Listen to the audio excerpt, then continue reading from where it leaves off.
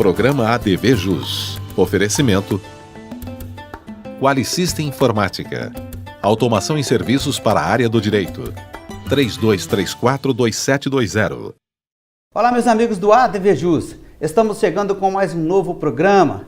E como é de praxe, faço questão de agradecer a você que me acompanha sempre através da TV RP Canal 9 da NET, através das redes sociais, do Facebook, do Instagram e também, principalmente, através do nosso site, o advjus.net.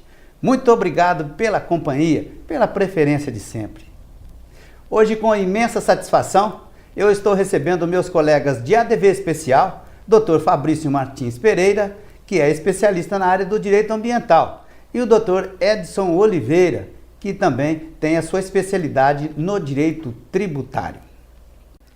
A nossa pauta de hoje, perspectivas e esperanças de novas mudanças para 2019 nessas duas áreas. O ADV Jus está no ar. Fique aqui.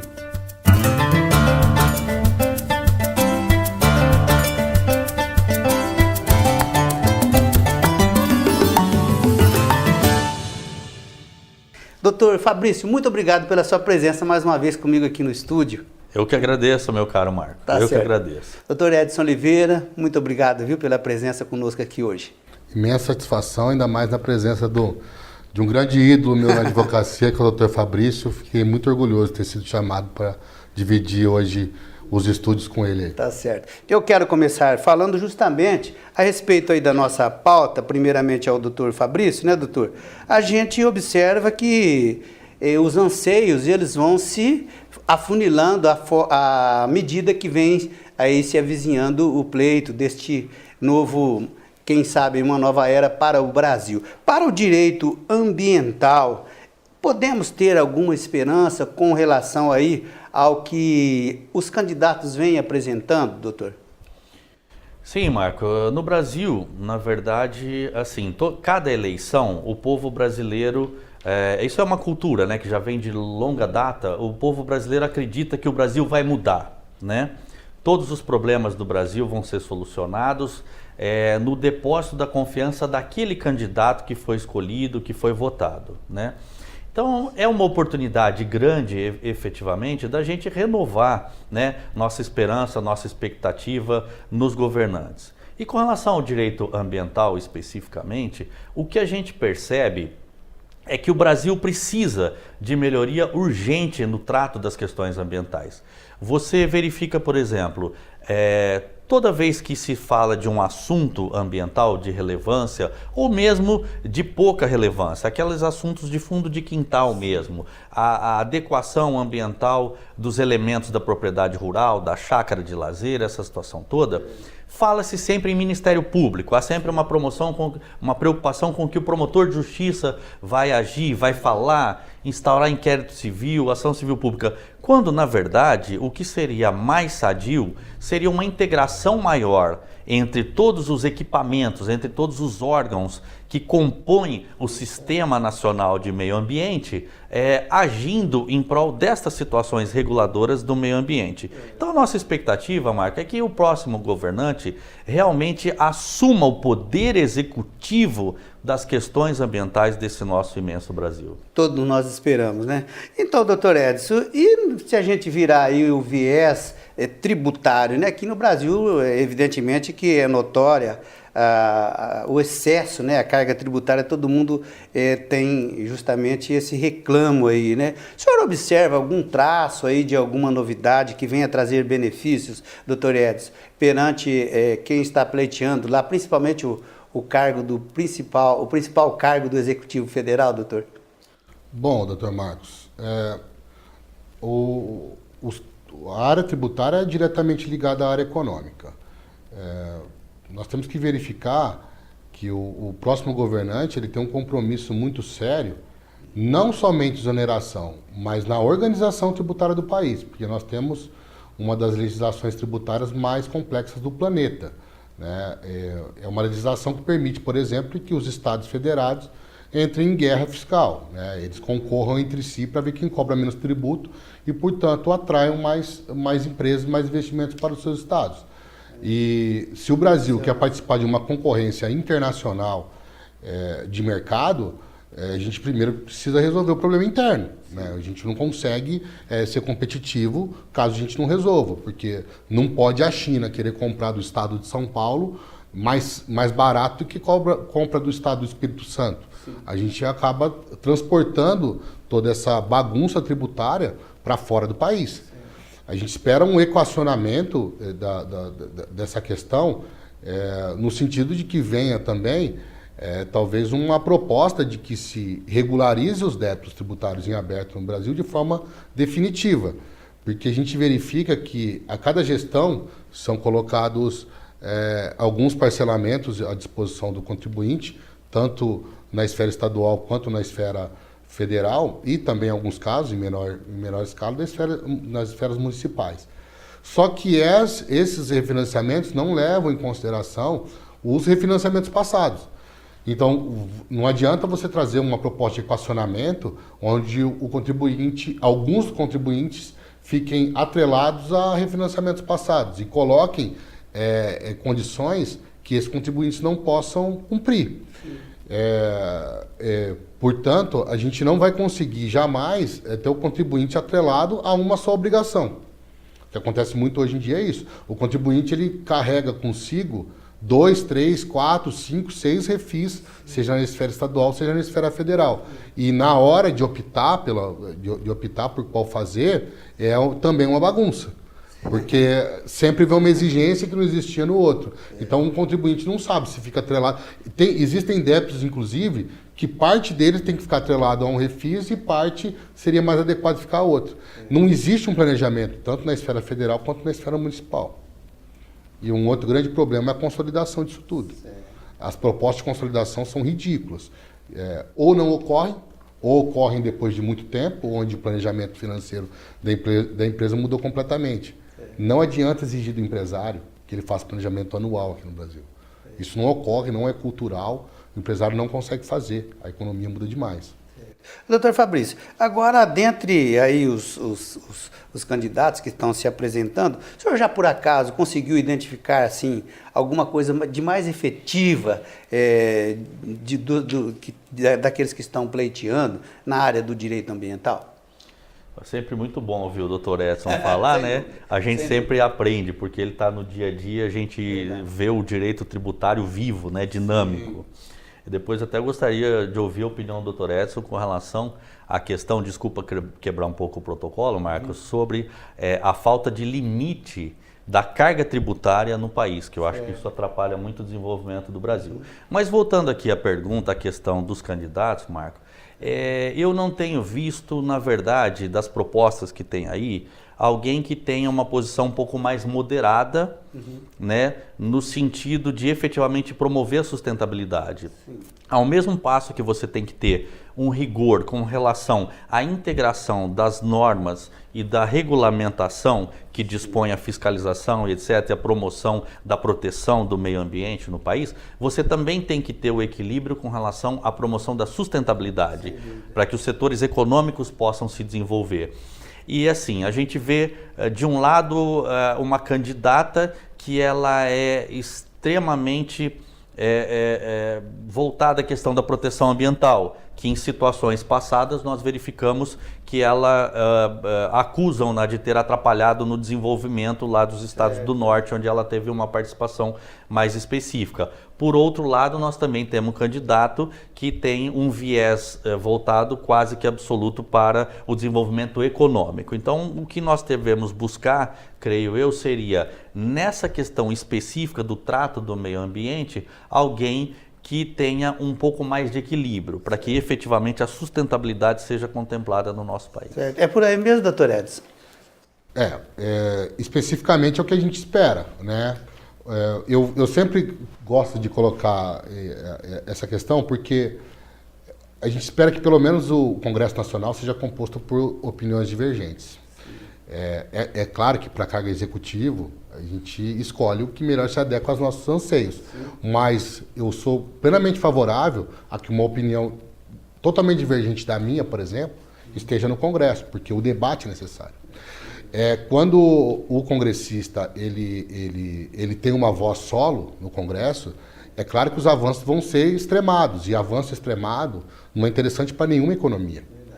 Falando um pouco de limite, o que o Dr. Fabrício pediu para eu comentar, por óbvio que a gente precisa ter. Aqui no Brasil, os impostos são utilizados de forma desregulada. A gente percebe que, por exemplo, chegou ao absurdo da maior carga tributária do estado de São Paulo, por exemplo, da maioria dos estados, se não todos, por parte do ICMS, que é o tributo que mais onera o contribuinte. E é um imposto que não foi feito para ser arrecadatório, ele não foi feito para encher cofre de estado. Ele é extrafiscal. Ele tem uma função completamente divergente daquela que é aplicada. Você aplicaria o ICMS para você regular algumas situações de mercado. Para dar um exemplo, no governo Lula, nós tivemos desoneração do setor de linha branca, que a gente chama, que é o setor de geladeira, de fogão, cozinha em geral. Como o setor de linha branca vai mal, o governo chega e fala assim, não, nós precisamos diminuir o tributo para aumentar o giro do produto, para que todos os consumidores consigam trocar sua geladeira e seu fogão e, portanto, a indústria produzir mais. Só que você já sai de um patamar de 18% de oneração. Base. Eu acho que quando você fala que esse tributo não é arrecadatório, no Brasil se usa isso de mentira. Porque se você tem que ter um patamar já de cobrança de tributo longe de zero. Porque senão quando você desonera não faz diferença. Mas também você não pode ter um patamar perto de 20%. A gente está falando de 20%. E o ICMS é 20% em cima do bruto. Tá? O ICMS é o que se arrecada em cima do valor bruto. Por mais que se compense isso, chega no consumidor final o preço cheio.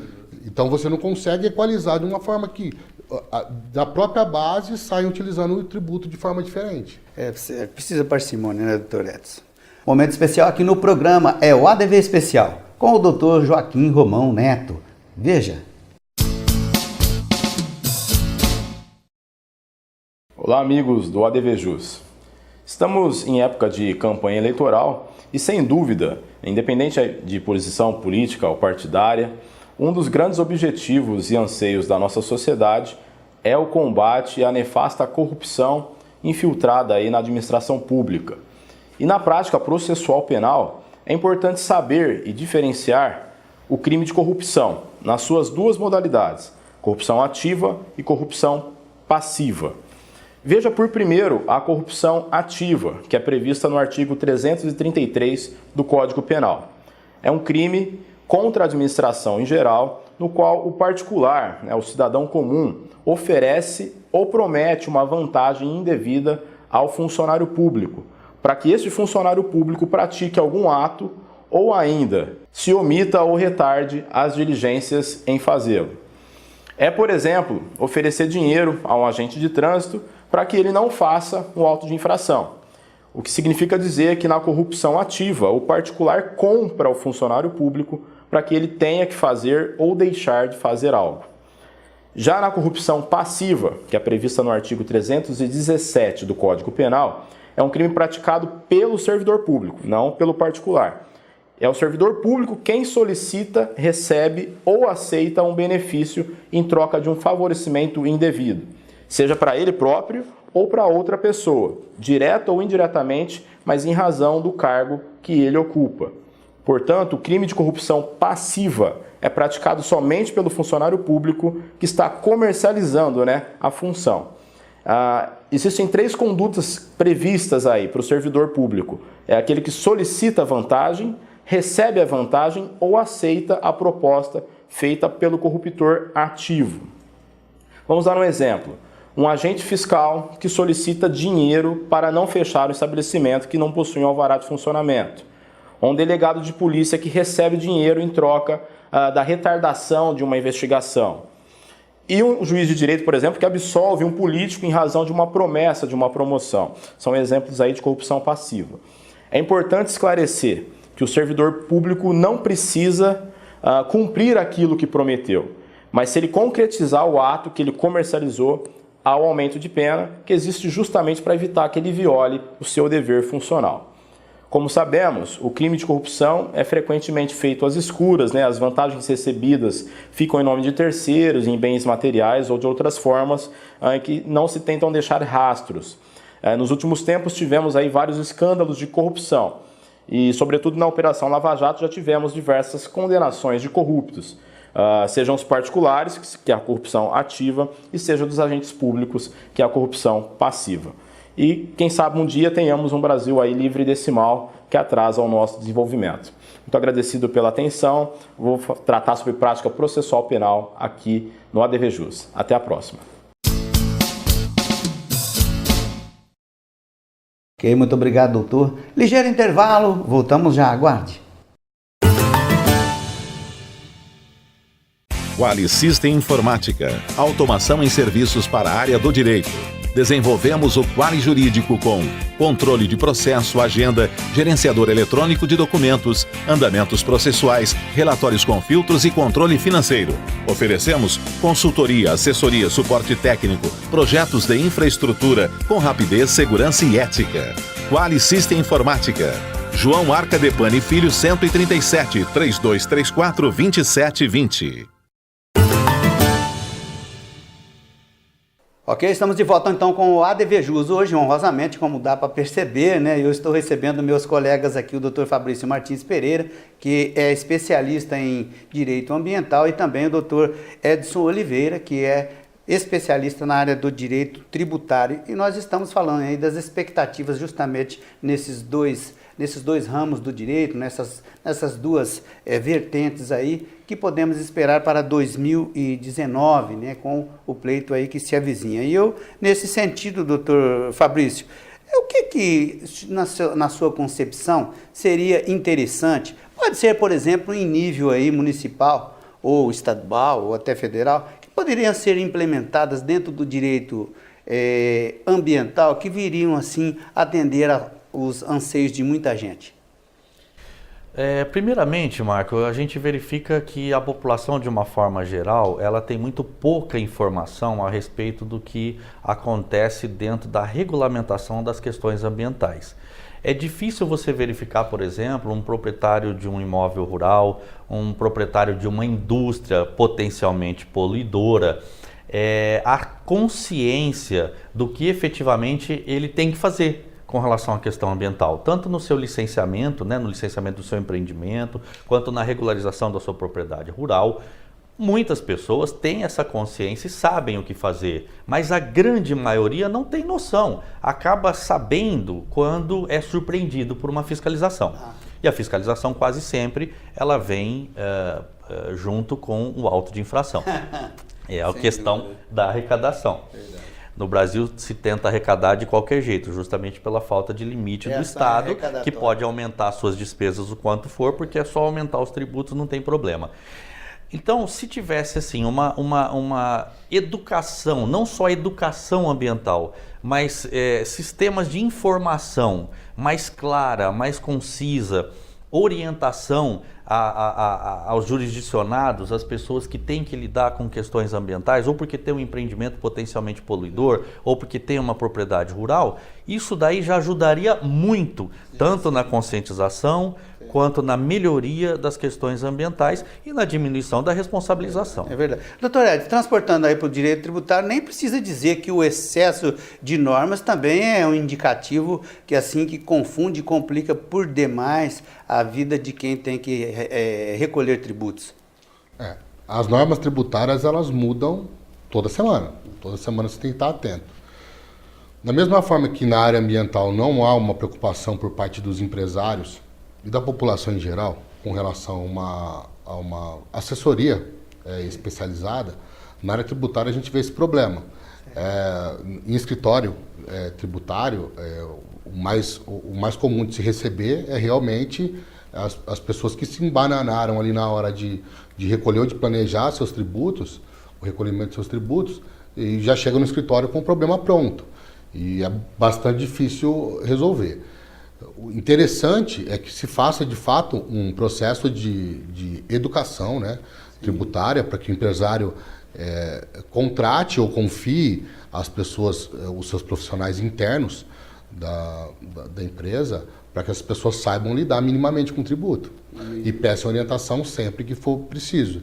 Eu costumo dizer que um mau profissional, uma empresa mal estruturada, um mau empresário, ele costuma ter um gasto muito superior ao gasto que ele teria se tivesse um profissional lá dentro cuidando dessa área tributária. Um profissional, desde o RH até o profissional de vendas, ele tem que estar completamente antenado com os tributos.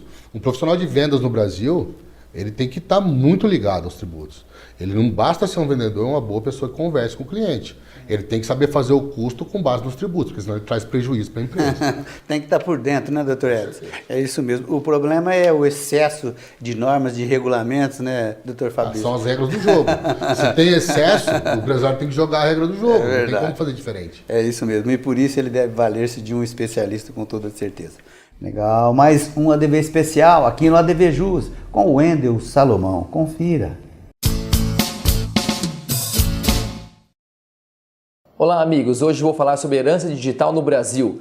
Por não ser regulamentado no Brasil, começam a chegar ao judiciário os primeiros pedidos relacionados ao que se chama de herança digital. Embora tratem de bens de valor afetivo, essas decisões judiciais são precedentes que poderão ser usados em processo sobre ativos de valor patrimonial. Recentemente, por exemplo, a Justiça de Pompeu, Minas Gerais, negou o pedido de uma mãe para acessar os dados da filha morta, arquivados em uma conta virtual vinculada ao telefone celular. O magistrado considerou na decisão o sigilo da correspondência das comunicações telegráficas, de dados das comunicações telefônicas, garantidos pela Constituição Federal. Em 2013, a primeira vara do Juizado Especial Central de Mato Grosso do Sul aceitou o pedido de liminar de uma mãe para excluir do Facebook o perfil da filha falecida. Isso porque os amigos da jovem, na rede social, continuavam a postar mensagens, músicas e fotos para a menina. Primeiro foi feito um pedido administrativo. Como a resposta foi negada, então a mesma recorreu à via judicial para desativar o perfil. Nem o Marco Civil da Internet, Lei 12.965 de 2014, nem a Lei de Proteção de Dados de 2018 abordam a questão. Por esse motivo, segundo advogados, também não há jurisprudência pacificada para definir quais ativos digitais são transmissíveis para herdeiros. Mas a tese que se desenha é: se há valor patrimonial, cabe sucessão, mas ainda somente judicial. Atualmente, já é comum os registros em cartórios de ativos digitais, tais como senha de e-mails, contas bancárias, acessos a redes sociais e testamento incluir acervos de música, livros e fotos guardados em nuvem. No Congresso, o projeto de lei 4.099-A de 2012 pretende incluir ao artigo 1788 do Código Civil a transmissão aos herdeiros de todo o conteúdo de contas ou arquivos digitais de titularidade do morto. O texto já foi aprovado pela Comissão de Constituição e Justiça da Câmara e remetido à apreciação do Senado. Essa questão deverá ser muito bem discutida, porque existem valores patrimoniais, sentimentais, declarações, fotos, regras próprias de cada rede, aplicativo, programa e muitos outros arquivos e senhas envolvidos em um arquivo digital, como sendo direito personalíssimo. Como a lei em vigor atualmente não determina que o inventário só pode existir para bens tangíveis, se não veda expressamente, pode-se incluí-los conforme alguns entendimentos. Atualmente, a tendência é de que a demanda por testamentos incluam cada vez mais esses tipos de arquivos digitais. Obrigado, um grande abraço e até a próxima! Ok, muito obrigado. Mais um intervalinho, pequenininho, voltamos já. Arcângelo Imóveis. Venda, locação, administração. Compromisso e confiança. Arcângelo Imóveis. Seguro de responsabilidade civil para advogados. Conheça na PMG Corretora de Seguros. Ligue agora.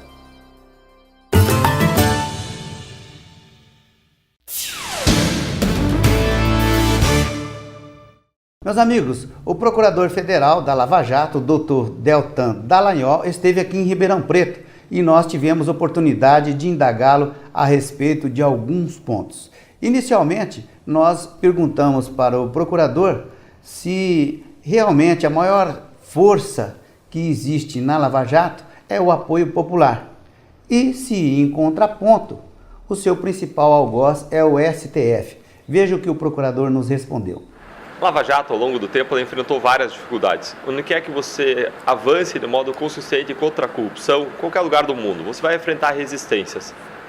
Uma parte dessas resistências veio por meio da criação de narrativas. Acusações de supostos abusos jamais praticados, jamais comprovados, Isso a gente viu que aconteceu na Itália também. Outra parte da reação veio por meio da tentativa de aprovar medidas legislativas que buscam retirar a independência das instituições ou buscam derrubar instrumentos de investigação ou mesmo buscam esvaziar os resultados da investigação. Nós lemos isso como uma contra-reação dentro desse contexto histórico. Eu também indaguei a respeito da possibilidade de não aceitação pelo Congresso Nacional dessas 12 medidas que ele está aí colocando para que todos deem apoio através do seu site unidoscontracorrupção.org.br. Vamos ver a manifestação do ilustre procurador. Depois que as 10 medidas contra a corrupção deram errado, a sociedade brasileira se uniu e desenvolveu uma nova proposta, que se chama de Novas Medidas contra a Corrupção. São 70 propostas de lei que atacam a corrupção em 12 frentes diferentes. Essas propostas elas podem levar a controlar a grande corrupção brasileira. Para isso dar certo, a sociedade sociedade civil, lançou uma iniciativa, que é a iniciativa Unidos contra a Corrupção. Essa iniciativa chama a atenção de todo brasileiro de que a principal arma do brasileiro contra a corrupção no ano de 2018 é o voto. O voto é de cada um, mas determina o futuro de todos nós. E essa campanha incentiva cada brasileiro a votar de acordo com a preferência ideológica de cada um, mas em candidatos que tenham passado limpo, apoiem a democracia e apoiem as novas medidas contra a corrupção. Esse pacote que pode nos levar a um país com menos corrupção e mais justiça social. Para finalizar, eu perguntei, podemos manter as esperanças? Eu acredito que é nosso dever cívico continuar lutando, manter as esperanças e mesmo reconhecendo que a realidade não é favorável à renovação política, nós todos trabalharmos para construir um país com pessoas que nos governem, que sejam pessoas comprometidas com o interesse público. Reconhecendo como uma expressão desse comprometimento o fato da pessoa não desviar dinheiro público e não ter desviado no seu passado. Ok, muito obrigado ao procurador Deltan Dallagnol pela participação aqui no ADVJus. Quero parabenizar também a CIRP e toda a sua direção, ok? Olha, hoje eu falei com meus colegas de ADV especial, o Dr. Edson Oliveira e o Dr. Fabrício Martins Pereira, a quem eu quero muito agradecer por esse ADVJus de hoje. Dr. Edson, muito obrigado da presença hoje aqui comigo, viu? Eu que agradeço, sempre uma honra estar aqui nessa nossa casa, né, que é o ADVJus, na casa de todo advogado. E ainda mais hoje, muito feliz de estar na presença do meu parceiro aqui, o Fabrício, um advogado que eu admiro muito mesmo, que já me ensinou muito. E eu devo muita coisa a ele, tá? Devo muita coisa, principalmente a alegria, o trato com o cliente, a forma de me superar, de conduzir a minha advocacia de uma forma séria. Eu devo muito aos ensinamentos do Dr. Fabrício. Tá certo. Dr. Fabrício, muito obrigado. Obrigado, meu querido. Nós somos já veteranos, né? Alguma coisa a gente tem que conseguir passar para essa meninada mais nova. Mas o Dr. Edson, apesar da humildade, é um advogado muito competente, tem trazido aí, engrossado nossas fileiras sobre todos os aspectos. E parabéns ao ADVJus, viu, Marco? O seu projeto é algo que a gente realmente encampou nas nossas vidas e faz muita diferença a advocacia. Obrigado. Quero dizer para vocês dois que eu renovei aqui a nossa expectativa, a nossa esperança, a nossa alegria, tá ok? Muito bom. Tá certo. Olha, meus amigos, vocês podem rever novamente esse programa, é só vocês acessarem o nosso site, é o advjus.net. Inscreva-se em nosso canal do YouTube e tenha acesso a todo o conteúdo do nosso portal. youtube.com/advjus.net. ADVJus, tô ligado. Fico por aqui, prometo voltar breve com um programa inédito. Fortíssimo abraço, até o próximo.